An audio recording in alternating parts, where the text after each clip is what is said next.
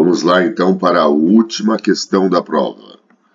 Uma barra condutora rígida de comprimento L igual a 1 metro e resistência elétrica desconhecida está apoiada num plano horizontal, isolante, sem atrito e totalmente imersa num campo magnético uniforme B que tem um valor de 1 Tesla. Então vamos lá, os dois dados importantes por enquanto, campo magnético e comprimento. Direção vertical e para baixo, conforme a figura a seguir. Essa barra é percorrida por uma corrente elétrica fornecida pelo gerador, que tem uma força eletromotriz de 24 volts e resistência interna igual a 2 ohms. E permanece em equilíbrio por meio de duas molas idênticas, ideais e isolantes. Cada uma vai deformar 2 centímetros e o valor da constante elástica é igual a 50 newtons por metro. Para que a barra condutora permaneça na posição de equilíbrio significa que a força resultante é igual a zero quando a intensidade do campo magnético for duplicada. Então, a gente vai ter uma primeira situação e depois uma outra situação quando eu duplicar o campo magnético, ok? Deve-se associar em paralelo ao gerador elétrico o resistor de resistência elétrica em ohm igual a quanto? Eu vou ter que colocar aqui um segundo resistor. E esse segundo resistor tem que ter qual o valor de resistência? Essa é a pergunta dele. Bom, para isso, vamos fazer o seguinte. Eu vou deixar reservado uma figura aqui. Porque no final, nós teremos que encontrar um resistor que eu vou colocar associado em paralelo. Então, vou colocar aqui, esse resistor em paralelo, de maneira que tudo continue ainda em equilíbrio, tá? É essa a pergunta que ele me fez. Qual a medida do resistor que eu coloco em paralelo e continua tudo em equilíbrio? A barra vai continuar em equilíbrio. Para isso, primeiro, eu tenho que verificar as condições iniciais aqui. Eu tenho uma força elástica nessa mola e uma força elástica nessa mola. Ele falou que o sistema vai ficar em equilíbrio. Nós teremos aqui uma força magnética apontada nesse sentido. A pergunta que fica inicialmente é, mas Gilson, como que eu sei que a força sobre o corpo que a mola está aplicando é para a esquerda e não para a direita? É porque, na verdade, eu sei o sentido da força magnética. Uma corrente elétrica que passa aqui, nesse sentido,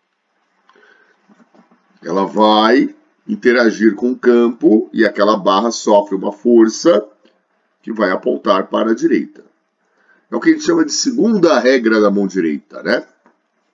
Bom, mas vamos lá. Se está em equilíbrio, o que eu posso afirmar? Eu posso afirmar que a força magnética é igual ao somatório das duas forças que apontam para a esquerda. Estou igualando as intensidades só, não os vetores, tá? Força magnética em um fio condutor é B e L. Gilson, não tem o seno, como está perpendicular, seno de 90, 1. Isso daqui é igual a 2kx. porque são 2 molas. Então, nessa primeira situação, eu tenho um primeiro campo e uma primeira corrente. O valor da primeira corrente vai ser igual a 2kx sobre B vezes L. Ó, o valor de K eu tenho, está grifado em verde, vale 50. O valor de X, a deformação, vale 2 centímetros. Converti para metros. Ok? O campo é 1, o comprimento é 1 também. 10 elevado a menos 2 e 100 simplifica. Então, essa primeira corrente vai ser igual a 2 amperes. Ok? Para não poluir muito a imagem, né, a organização aqui da nossa resolução, como a gente vai usar só daqui a pouquinho, essa figura aqui, eu vou tirar por enquanto. Daqui a pouquinho a gente insere ela de novo. Bom, eu quero descobrir essa segunda resistência, mas a dúvida que fica aqui é: e a resistência desse fio aqui? Quanto mede? Vamos verificar agora. Porque olha só, aqui eu tenho um gerador com uma resistência interna, ok? Entre esses pontos, que eu vou chamar por A e B, há uma diferença de potencial. Como que eu determino a diferença de potencial entre os pontos A e B? Eu pego o valor da força eletromotriz menos aquilo que vai ser consumido dentro do próprio gerador, que é então a sua resistência elétrica vezes I. Nesse caso, a corrente elétrica que está saindo aqui do gerador é a mesma que depois vai passar no resistor. Então, posso substituir a diferença de potencial entre os pontos A e B pelo valor da resistência lá do lado esquerdo vezes I.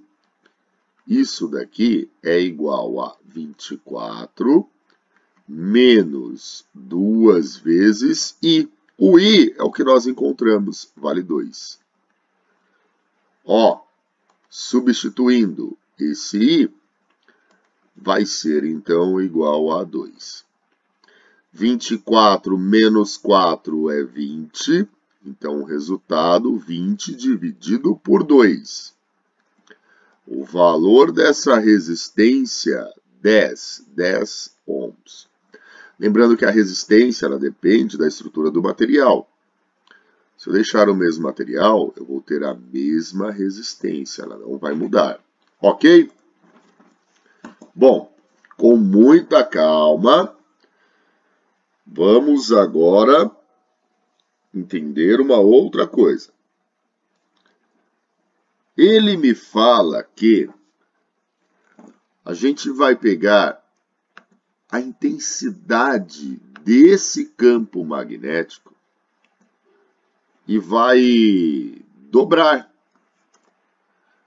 Olha só, se eu dobro a intensidade do campo magnético, apenas o campo magnético, o que acontece com a corrente que vai passar por ali?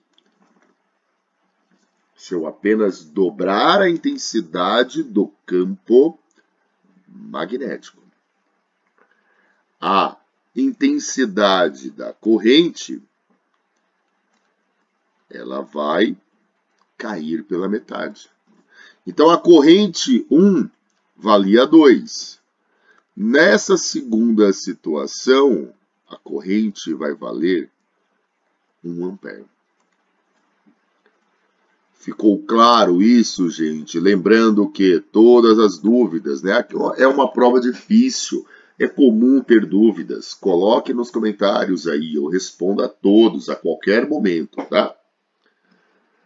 Então, a corrente na segunda situação vale 1 ampere. Ok? Jussão, que corrente é essa de segunda situação? Vamos lá entender.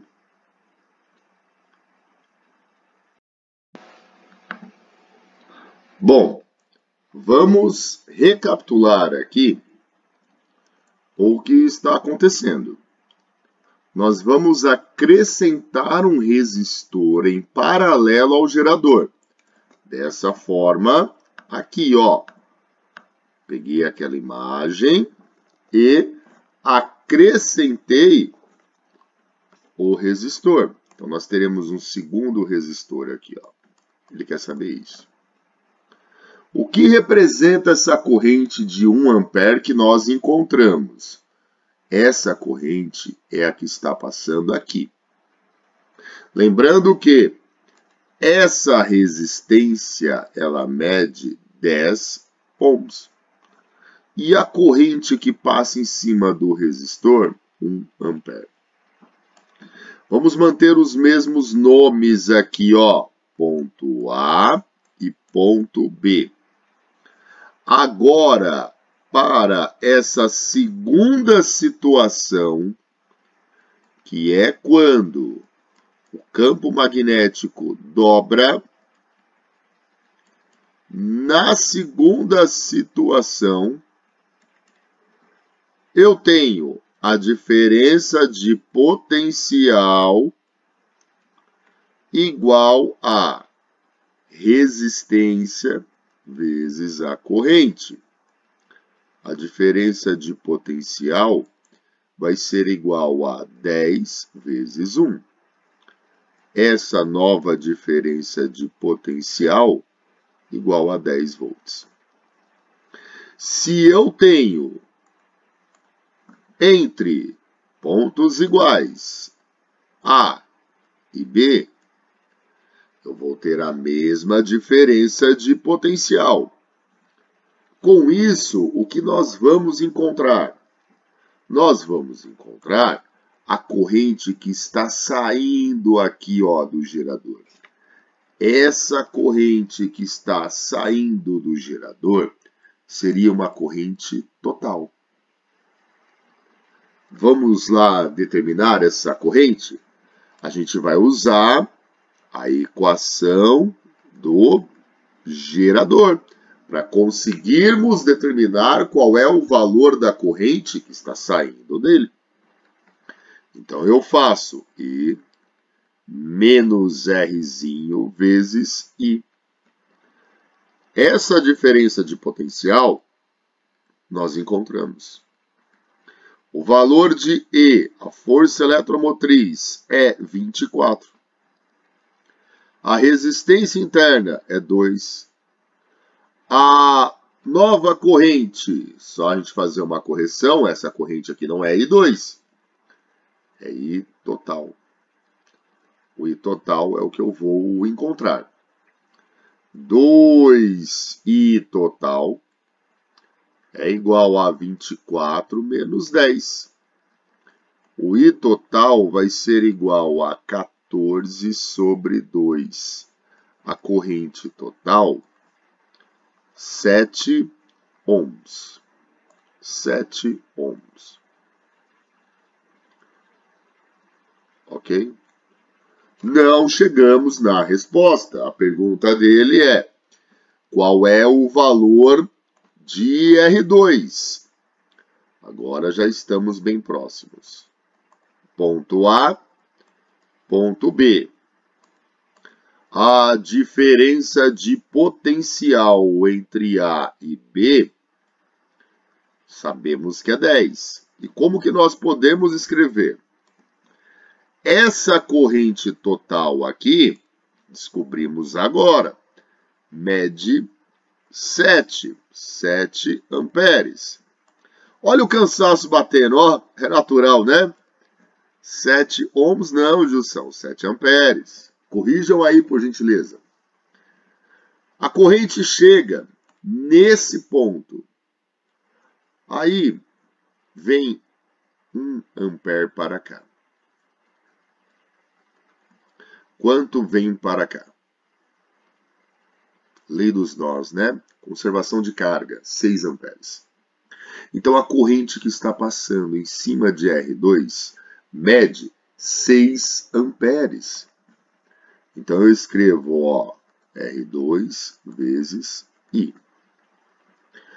Esse valor de diferença de potencial entre os pontos A e B continua sendo 10. O R2 eu não sei. O I vale 6.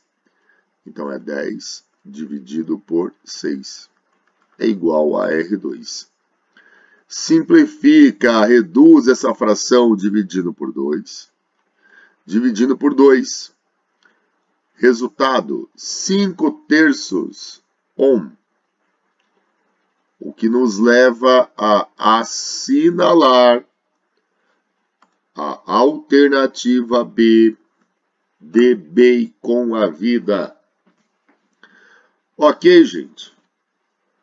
Vamos lá. Depois de toda uma provona dessa, de novo, né? Merece o like, merece compartilhar, não merece? Galera, eu aguardo comentários de vocês, dúvidas. É o que acontece nesse momento, né? É uma questão difícil, é uma prova inteira difícil, então é comum surgir algumas dúvidas. Tendo dúvidas, joga nos comentários, pergunta aí, que eu juro, respondo a todos vocês, ok? Galera, grande abraço!